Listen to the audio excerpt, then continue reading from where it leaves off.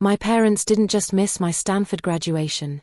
They missed it to watch my sister perform in a high school talent show at some converted gymnasium that still had basketball court lines on the floor. While other families erupted around me, mothers sobbing, fathers pumping fists in the air, little siblings holding homemade signs, I walked across that stage alone. I'd rehearsed my smile for 3 days straight, practicing in my dorm bathroom mirror until it looked natural enough. The kind of smile that says I'm fine when everything inside you is screaming the opposite. The applause washed over me like white noise. Generic. Polite. Belonging to no one. Dean Martinez shook my hand with that concerned look administrators give students whose families are running late. But my family wasn't late. They just weren't coming. And somewhere between accepting my diploma and finding my empty seat afterward, something inside me went cold and quiet. A switch flipped. Because that day wasn't even the worst of it. That day was just the final straw in a lifetime of being second place in my own family. I'm Natalie. And this is the story of how I became invisible in my own home, and what happened when I finally walked away. Growing up, we looked perfect from the outside. Cookie-cutter house in Pasadena, my dad Robert's Lexus in the driveway, my mom Patricia's garden that made the neighbors jealous. But if you looked at the photos lining our staircase wall, you'd see the truth. Lindsay in her cheerleading uniform. Lindsay holding her homecoming crown. Lindsay, Lindsay, Lindsay. My 8th grade science fair trophy, tucked on a bottom shelf behind a vase no one ever moved. I used to think maybe I was being dramatic. Every older kid feels a little overlooked, right? But then I turned 13, and they forgot my birthday completely. We were driving back from one of Lindsay's cheer competitions. She'd placed 3rd, which somehow required a celebration dinner, when Mom suddenly gasped like she'd remembered she left the stove on. "Oh honey," she said, catching my eye in the rearview mirror. That was today, wasn't it? I still remember the exact texture of that moment. The sticky leather seat. The smell of Lindsay's body spray. The way my throat closed up as I forced out, "It's fine." But it wasn't fine. Nothing was fine. High school made everything worse because it made everything obvious. I joined the debate team freshman year and discovered I was good at it. Really good. By junior year, I was competing at nationals in Atlanta. The day of the final round, I scanned the audience from backstage, searching for 2 faces I knew wouldn't be there. Lindsay had a cheerleading clinic 2 hours away. Important for her college applications, Dad had explained over breakfast, not quite meeting my eyes. I took 2nd place that day. When I called to tell them, Mom said, "That's wonderful, sweetie," in the same voice she used when I told her I'd cleaned my room. They bought Lindsay a Honda Civic the week she turned 16. Midnight blue with tan interior. I watched from the living room window as they surprised her in the driveway, Dad holding up the keys like he'd just won the lottery. I was 14.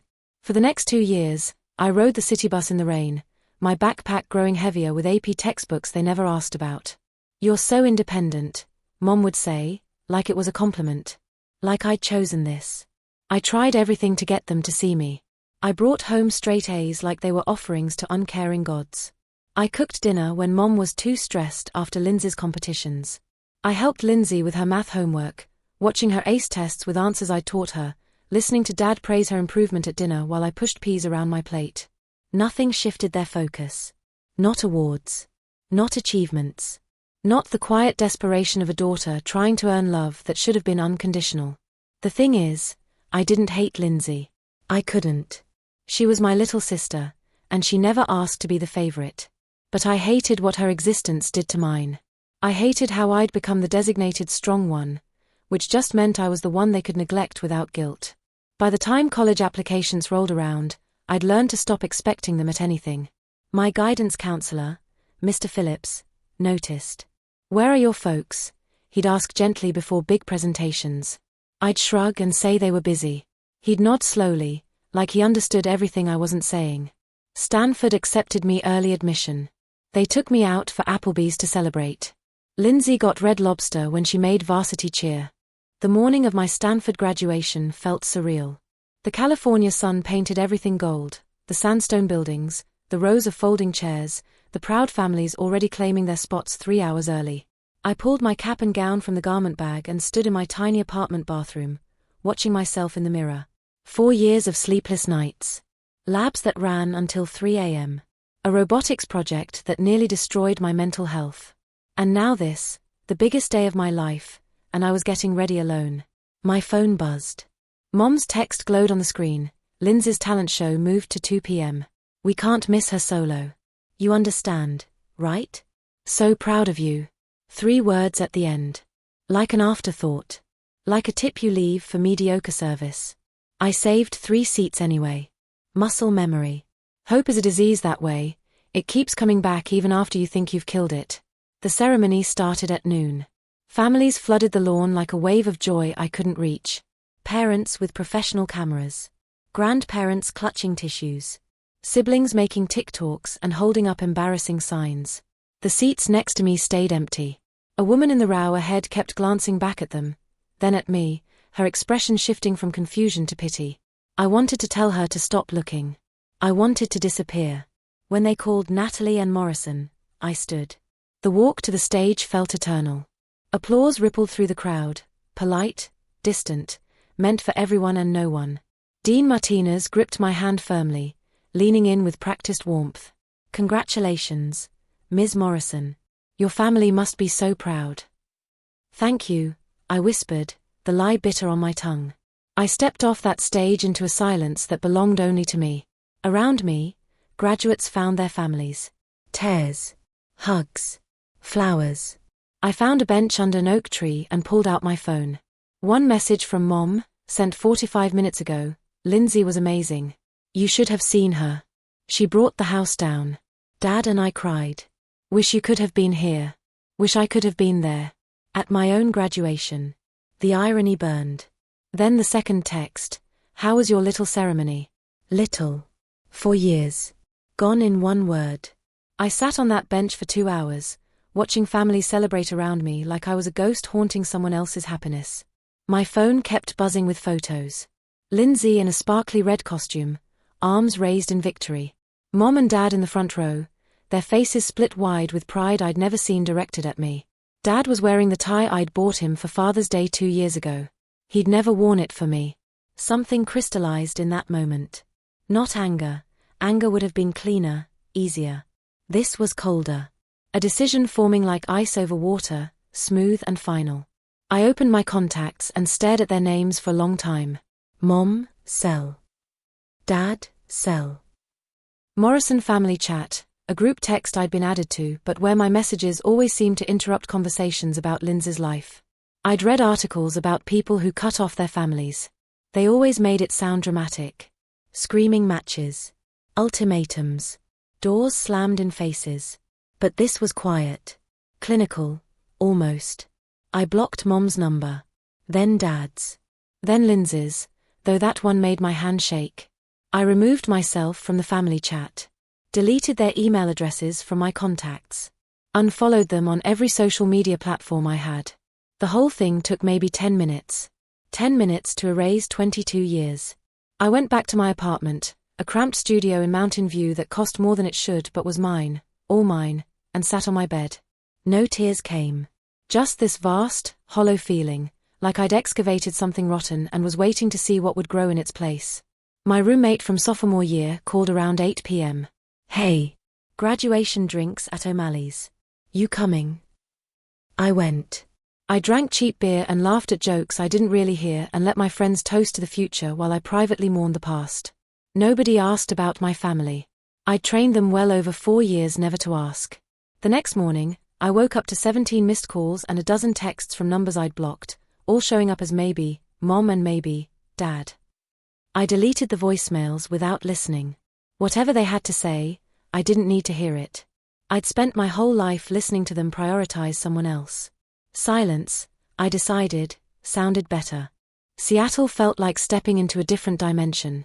I moved 3 weeks after graduation with everything I owned crammed into my Honda Accord, the one I'd bought myself, used, junior year. No family send-off. No tearful goodbyes. Just me, the I-5, and a job offer from a biotech startup that believed in me more than my parents ever had. My apartment was a showbox in Capitol Hill, 600 square feet of exposed brick and temperamental heating. The first night, I sat on my air mattress eating Thai takeout straight from the container, listening to rain hammer the windows, and felt something unfamiliar, peace. Lonely peace. Uncertain peace. But peace nonetheless. The job became my lifeline. Neurobridge Labs was small, 20 employees, barely funded, running on passion and venture capital fumes. My boss, Dr. Amanda Chen, noticed I worked through lunch every day and started ordering extra sandwiches by accident. Kira from the design team invited me to a women's climbing gym. To work out whatever family shit you're clearly carrying, she said bluntly, and somehow that honesty made me trust her. Slowly, carefully, I built a life. Not the life I'd imagined, the one where my parents showed up, finally proud, finally seeing me, but something better. Something real. I learned to cook more than ramen. I adopted a cat from a shelter, a grumpy tabby I named Kepler who judged me from the windowsill. I went to therapy and cried for 6 sessions straight before I could even explain why I was there. You're grieving, my therapist, Dr. Okafor, told me gently. Not a death, but a loss just as real. The parents you needed versus the parents you had. By year 2, I was leading projects. By year 3, my name was on 2 patents. By year 4, Dr. Chen promoted me to senior researcher, and I celebrated by buying real furniture, a couch from West Elm that I assembled alone, crying halfway through because I realized I was proud of myself and had no one to call. By year 5, Seattle's rain didn't feel cold anymore. It felt like home. Then the wedding invitation arrived. Cream cardstock, elegant script, my name written in handwriting I recognized, Andrew, my cousin. One of the few family members who'd never treated me like furniture. His note at the bottom read, "Please come. I know it's complicated, but I miss you." The wedding was at a vineyard in Woodinville, all rolling hills and golden hour lighting that made everything look softer than it was. I drove my leased Tesla, a quiet flex I wasn't entirely proud of but wouldn't apologize for, and sat in the parking lot for 10 minutes, breathing like I was about to give a presentation to hostile investors. Inside, the air hummed with string music and champagne-soaked laughter. I spotted Andrew immediately. He crossed the room in 3 strides and pulled me into a hug that felt like absolution. "You came," he breathed. "I wasn't sure you would." "I almost didn't," I admitted. "I'm glad you did." He squeezed my shoulder, his eyes searching mine. "You look good. National really good. Like you found yourself." Maybe I did. I was grabbing sparkling water when I saw them.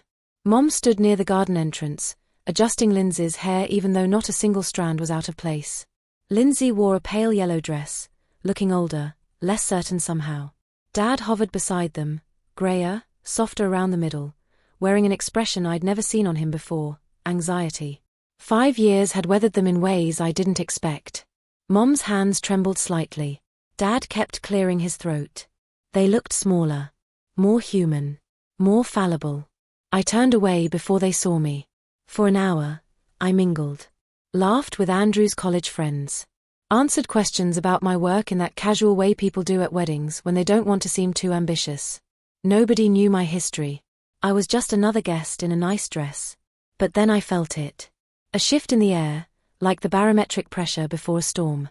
A presence behind me, familiar and foreign at once. A breath I recognized even after all this time. Natalie. Mom's voice. Soft, shaking, wrapped in disbelief. I turned slowly, letting the moment stretch. Her hand pressed against her chest like she was trying to keep her heart from escaping.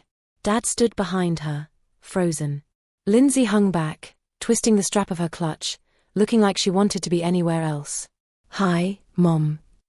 Her eyes filled with something between tears and shock. We didn't know you'd be here." "Andrew invited me," I said simply. "I RSVP'd." The silence between us felt heavy enough to drown in. "You look so different," Dad managed, his voice rough with something I couldn't name. Regret, maybe. Or just surprise at discovering I'd existed without them. 5 years will do that. I kept my tone neutral. Calm. I'd practiced this, too, though I hadn't known it until now. Mom's face crumpled slightly. "We tried to reach you. Emails, calls, you blocked us." "I know. Do you have any idea how much you hurt us?" Dad's voice cracked with something like indignation, and there it was. The narrative they'd built to make themselves victims.